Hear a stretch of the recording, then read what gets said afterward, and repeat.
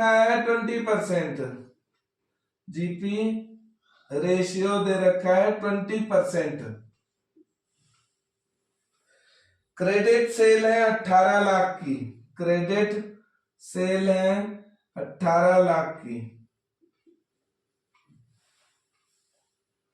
Cash cell है 10% of total sale, cash cell है 10% of total sale, ठीक है। जितनी टोटल सेल होगी उसका 10% कैश सेल है। फिर कहता है इनडायरेक्ट एक्सपेंसेस 50,000,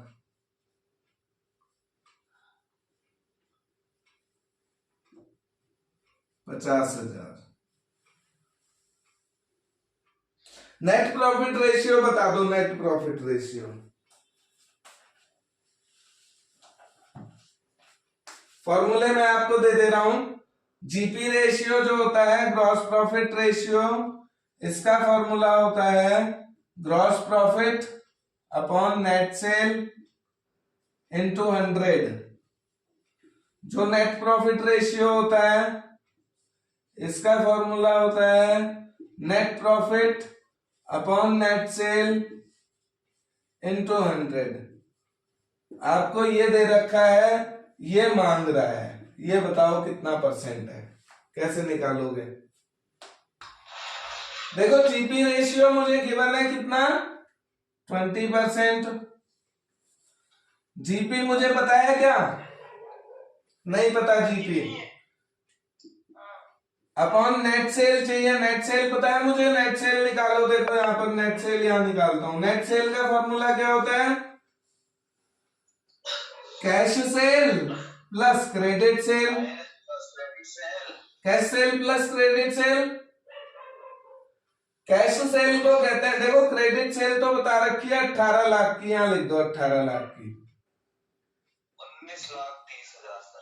अच्छा कैश सेल है 10% ऑफ टोटल सेल। अब बताओ मुझे टोटल सेल पता है क्या, नेट सेल मतलब टोटल सेल ही कह लो। टोटल सेल मुझे पता है, नहीं पता है, तो ये 10%, इसका 10% है, तो ये जब x होगा तभी तो ये 10x अपॉन 100 होगा।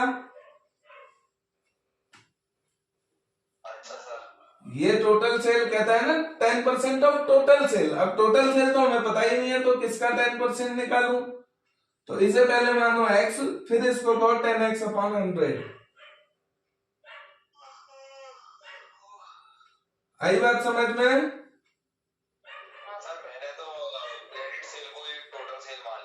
ना ना ना ना, क्रेडिट सेल और कैश सेल कहां जाएगी, कैश और क्रेडिट दोनों मिलके टोटल होती है ना। तो अब आप इससे x निकालो। देखो इस तरीके से x निकालने से अच्छा कल वाला तरीका लगा सकते हो क्या, इसमें किसी तरीके से जो कल सिखाया था।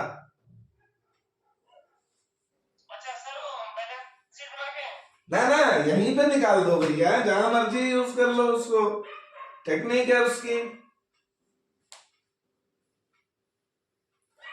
यहीं पे करके दिखाऊं। देखो यहीं पे समझो इसको, मैंने कल भी ये बात कही थी, यहां भी ऐसे ही बात को समझना। इस लाइन को मैं छोड़ देता हूं, ठीक है, इस लाइन को ऐसे ही छोड़ देता हूं। मुझे 10 कैश सेल कितनी बताइए, 10% ऑफ टोटल सेल ना, तो ये मानूंगा मैं 10, इसको मानूंगा 100, मानू या नहीं मानू, तो ये कितनी होगी प्लस मान के 90 होगा, तभी तो 90 प्लस 10 बराबर 100 होगा। हाँ सर, हाँ। ये 90 होगा। अब 90 की कीमत देख रहे हो कितनी, तो 100 की कितनी, तो 100 की कितनी, 9 दूना 18, 10 दूना 20, ये 20 लाख होगी। और ये पूछोगे कितनी, 10 दूना 20, 2 लाख,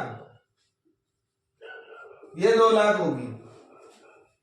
ये 20 लाख, ये 2 लाख, ये 18 लाख निकल गई। देखो उसी तरीके से कोई एक्स वैक्स का है नहीं आना पड़ेगा सर सीखने, मेरे को लग रहा है। तो ना वाकई में आप ना, ये बड़ी जादुई टेक्निक है और ये ना कहाँ यूज होती है, यही है अगर तुम्हें दिमाग लग गया ना कि अरे मैं इसको यहाँ यहाँ इस्तेमाल कर सकता हूँ, बहुत काम की टेक्निक है ये। जहां जहां ये लगना होगा ना वो मैं आपके दिमाग में डालूंगा, जिससे कि कभी आ जाए सामने तो तुम्हें समझ आ जाएगा, हाँ यहाँ ये टेक्निक लग जाएगी। अब इसको हटा देता हूं, मेरे को पता चल गया नेट सेल कितनी है, 20 लाख की। तो मैं यहां रख दूंगा 20 लाख गुणा 100, 2 जीरो से 2 जीरो ये साहब। अब क्या करूं, जीपी निकालना है मुझे, तो जीपी को अकेला छोड़ूंगा, यानी इसको यहां भेज देता हूं। तो 20 गुणा 20,000 बराबर जीपी, 4 लाख की जीपी है। ग्रॉस प्रॉफिट कितना आया हमारा, 4 लाख।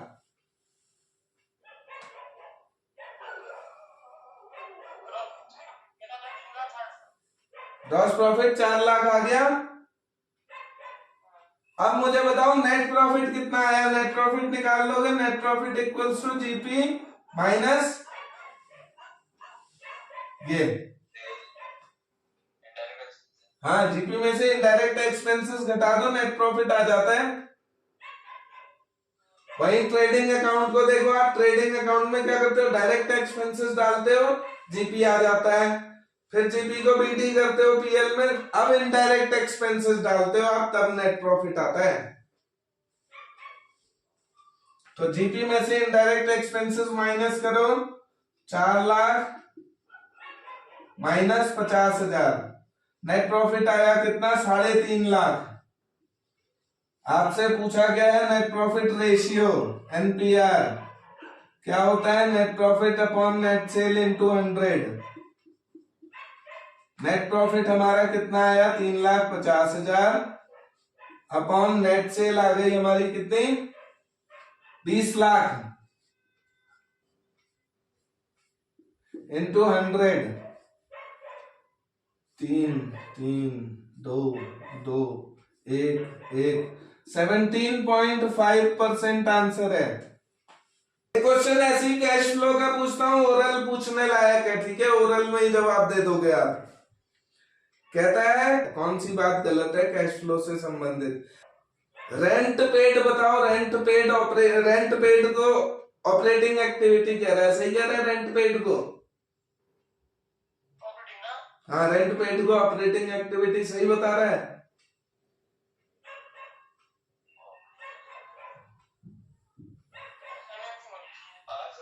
बिल्कुल सही बता रहा है, रेंट पेड हमेशा ऑपरेटिंग होता है। और रेंट रिसीव्ड क्या होता है, नहीं इन्वेस्टिंग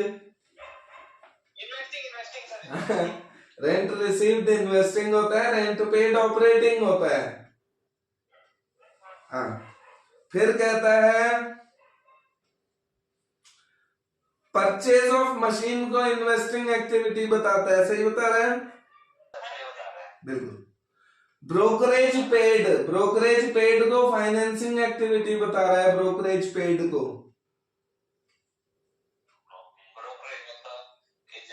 हाँ एजेंट दलाली।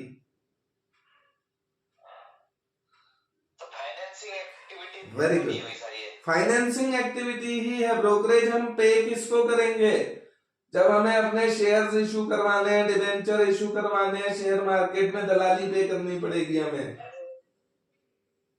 एक लास्ट वाला कहता है डिविडेंड पेड को ये ऑपरेटिंग एक्टिविटी बता रहा है, सही बता रहा है, डिविडेंड पेड, डिविडेंड पेड, सही से सोचना, 1 नंबर का सवाल है। हाँ ऑपरेटिंग एक्टिविटी बता रहा है, आप बताओ हरीश सर, डिविडेंड पेड कैसी एक्टिविटी है, 1 नंबर का सवाल है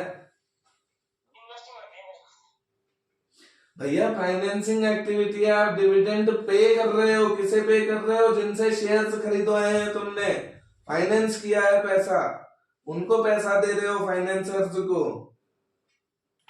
मैंने आपको कहा था इन्वेस्टमेंट और फाइनेंसिंग एक्टिविटी को बैलेंस शीट से समझो। पहली चीज, बैलेंस शीट में जो लायबिलिटी साइड है इसको फाइनेंस साइड समझो। दूसरी चीज, इसको आप इन्वेस्टमेंट साइड समझो। फिर मैंने कहा जैसे मैं शेयर्स इशूड कर देता हूं, शेयर्स इशूड, तो यही तो इशू करूंगा शेयर, फाइनेंसिंग एक्टिविटी है। अब जब इशू करूंगा तो डिविडेंड भी तो इन्हीं को पे करूंगा, तो डिविडेंड पेड यहां की एक्टिविटी है। इधर समझो, यहां मैं क्या करता हूं, यहां मैं परचेज करता हूं। चलो पहले परचेज ऑफ शेयर्स कहेंगे, परचेज ऑफ शेयर्स। यहां मैंने 1 लाख के शेयर खरीदे हैं, यहां मुझे डिविडेंड मिलेगा, यहां डिविडेंड रिसीव्ड होगा।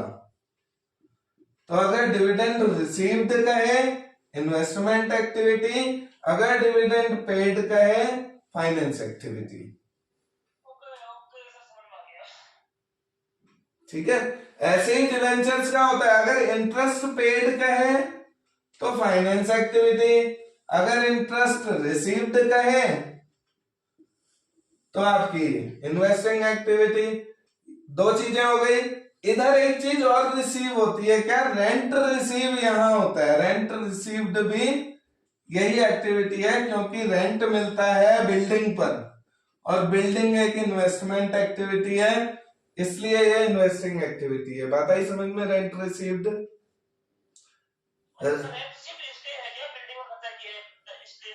बिल्डिंग खरीदी है बंदे ने, वही 10 लाख रुपए की बिल्डिंग इन्वेस्ट कर रखा है पैसा, अब उससे उसको रेंट आ रहा है, तो इन्वेस्टिंग एक्टिविटी की इनकम नहीं हुई उसकी। नहीं, रेंट रिसीव्ड, ये बहुत कंफ्यूज करता है रेंट रिसीव्ड। रेंट आपको मिलता किस पर है, आपकी बिल्डिंग पर, और बिल्डिंग पे मैंने 10 लाख रुपए लगा रखे हैं, भाई कैपिटल इन्वेस्ट कर रखी है मैंने, तो मेरे इन्वेस्टमेंट से ही तो वो इनकम आ रही है, तो इन्वेस्टमेंट की इनकम है। बात आई रेंट पेड की। रेंट अगर मैं पे कर रहा हूं, इसका मतलब मेरी बिल्डिंग तो नहीं है भैया,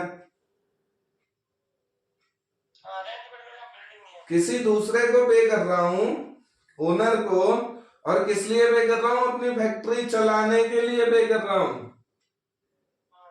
उसमें मेरी फैक्ट्री चल रही है, उसका रेंट पे कर रहा हूं, तो ये ऑपरेटिंग एक्टिविटी होती है rent paid.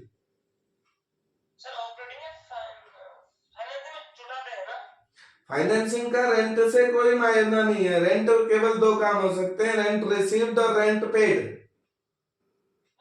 Rent received investment activity, rent पे मैं करता हूं अपनी फैक्ट्री का चलाने के लिए, तो वो मेरी फैक्ट्री का रेंट है, घर का रेंट नहीं है, फैक्ट्री का रेंट है, तो वो एक्सपेंस है मेरी फैक्ट्री का, ऑपरेटिंग एक्सपेंस है वो।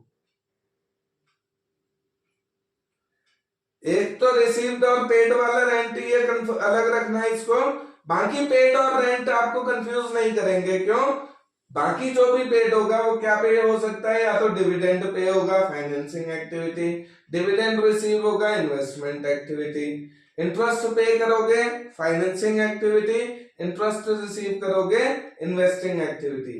बस रेंट को ध्यान रखना कि रेंट में ही एक तो इन्वेस्टिंग होता है, दूसरा फाइनेंसिंग नहीं होता है, ऑपरेटिंग होता है। यहाँ ये ऑपरेटिंग है बिल्कुल, फैक्ट्री वालों के लिए पे कर रहे हो ये।